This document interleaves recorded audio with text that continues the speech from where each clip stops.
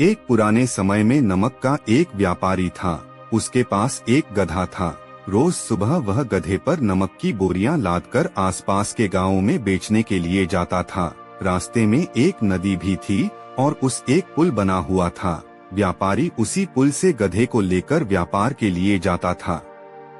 एक दिन वह अपने गधे के साथ नमक लेकर जा रहा था।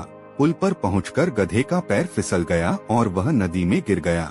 नदी में गिरते ही उसकी पीठ पर लदा हुआ नमक भी पानी में घुल गया। गधे की पीठ पर रखा वजन कम हो गया तो गधे को बहुत राहत मिल गई।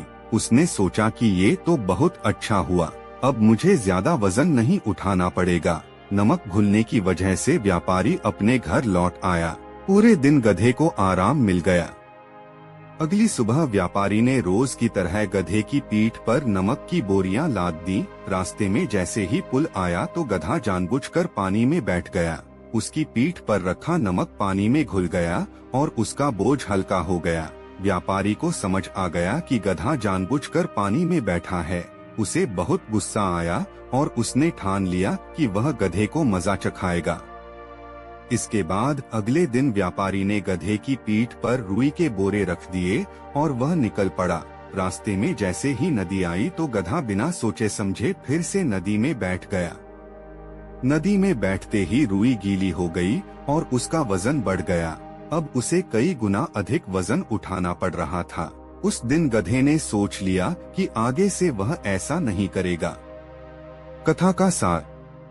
ये एक लोक कथा है। इस कहानी का सार यही है कि हमें गधे की तरह कुछ भी काम बिना विचार किए नहीं करना चाहिए। कोई भी काम करने से पहले हमें सोच विचार कर लेना चाहिए। इस कथा की दूसरी सीख ये है कि किसी मूर्ख को सबक सिखाकर ही काबू किया जा सकता है।